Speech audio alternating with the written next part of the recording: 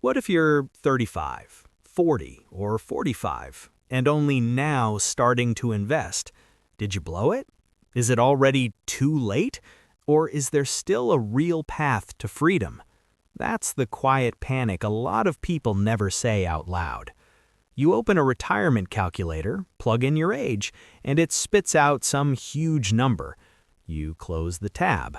You feel a little sick. So in this video, we're not going to pretend you're 22. We're going to talk honestly about starting late. What if you start at 35? What if you start at 40?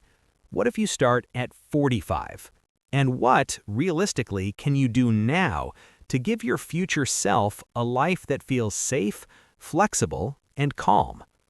I spent a lot of time in spreadsheets for this. Not modeling hedge funds, not building plans for billionaires, just running scenarios for normal Americans who wake up one day at 35, 40, or 45 and say, okay, I can't procrastinate anymore. I need to start investing. What actually happens if I start now? So here's how we'll do it. We're going to look at 3 ages, 35, 40, and 45. We'll use simple, middle-of-the-road assumptions, a normal salary, modest investment returns, no lottery wins, no crypto jackpot, and we'll answer 3 questions. What does the math say if you start now? How does starting at 35, 40, and 45 really compare? And what practical levers can you pull if you feel like you're behind? No hype, no you're doomed drama. Just real numbers plus real life. Let's start with a simple idea you can hold in your head. At about 7% average returns, money tends to double roughly every 10 years. That's the old rule of 72. 72 divided by 7 is a little over 10. So money you invest at 35 can double around 45, double again around 55, and maybe double a third time by 65. That's why everybody screams, start early. Your dollars get more chances to double. But here's the thing nobody tells you. If you're starting at 35, 40, or 45, you still have time for multiple doublings. You just don't have time to waste. You can't play the I'll start next year game anymore. But you absolutely can build something real. Let's walk through a simple example. Imagine a 35-year-old in the U.S. We'll call them Taylor. Taylor's making, say, $70,000 a year. No big inheritance, not starting from a huge investment balance, maybe a small 401k, maybe nothing. If Taylor invests $800 per month from age 35 to age 65, that's 30 years of consistent investing. At reasonable stock market returns, that monthly contribution can grow to several $100,000, enough to cover a serious chunk of a comfortable retirement, especially if Social Security and maybe some home equity are in the picture. Now imagine Taylor waited until 45. Same contributions, same returns, but now there are only 20 years until 65. Because there's one fewer decade to double, ending wealth is much lower. Think more like half of what it could have been starting at 35. Same person, same investments, just time working for or against them. That sounds depressing until you flip the question. Instead of asking, what did I lose by not starting at 25, you ask, what can I still gain if I start seriously right now?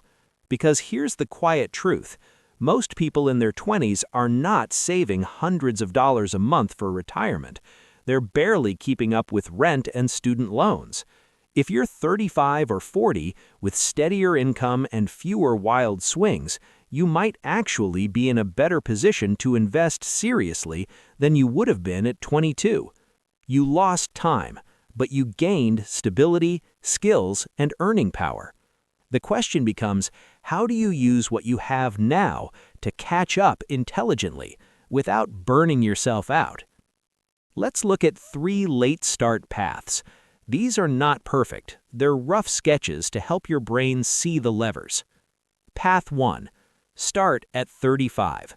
You're 35, you want to retire around 65. That's 30 years.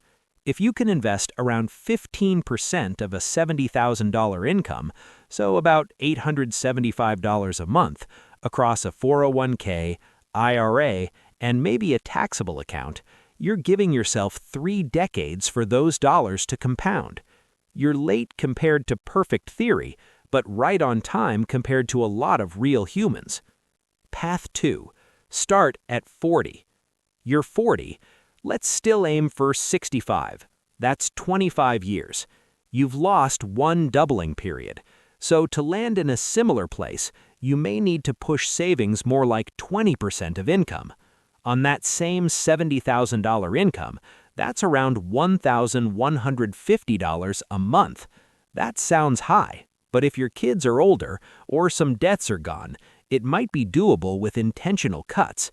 And remember, you don't have to jump to that number overnight. You can ramp up over a few years. Path 3. Start at 45. You're 45, target retirement age 65. 20 years. Here, you usually need 2 out of 3 levers. Save more each month, maybe 25% or more of income. Work a bit longer, maybe 67, 68, or 70 instead of 65. Or aim for a simpler retirement lifestyle, closer to comfortable and safe instead of flexible and luxurious. If you can't save a ton, you'll probably want to plan to work a few extra years. That gives your money more time to grow and shrinks the number of years it has to support you. None of that is glamorous, but it is honest and it is workable. Now, here's the part no spreadsheet can answer. At 35, 40, or 45, this isn't just about catching up. It's about what kind of life you want from here. Because late starters often carry 2 heavy stories. I messed up, I'm behind. Now I have to suffer for the next 20 years to fix it. Neither of those is helpful. Yes, you lost time.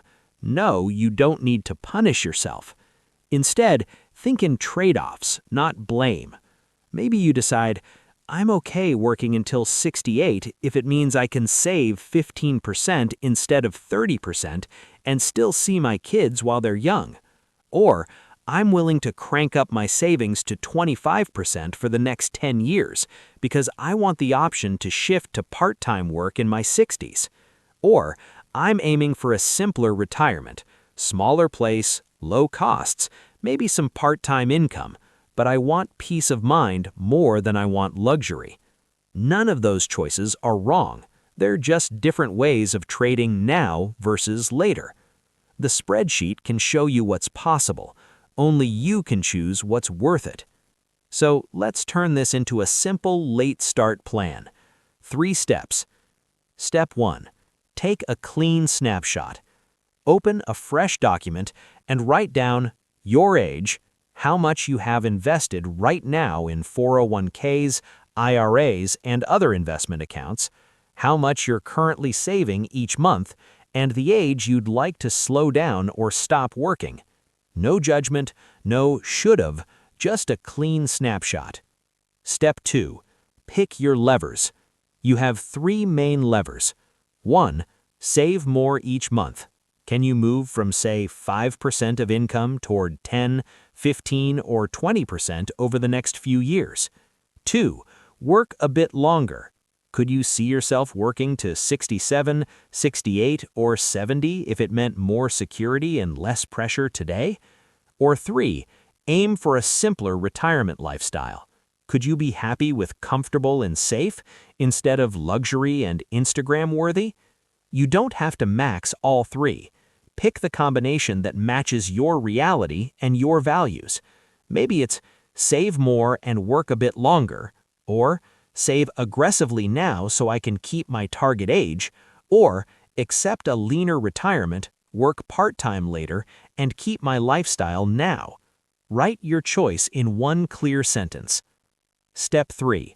Automate one concrete move. Don't try to fix the next 20 years tonight.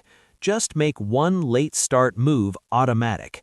For example, increase your 401k contribution by 2% of pay, set up a monthly transfer to an IRA or brokerage account, even if it's only a couple $100s to start, or pick a date this month to meet with HR and turn on auto-escalation in your retirement plan.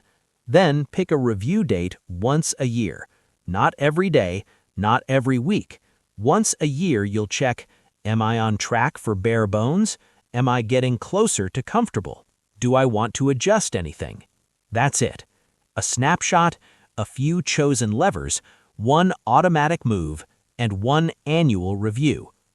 If you're starting at 35, 40, or 45, here's what I want you to hear. You are late compared to a perfect spreadsheet. You are not too late to change your future.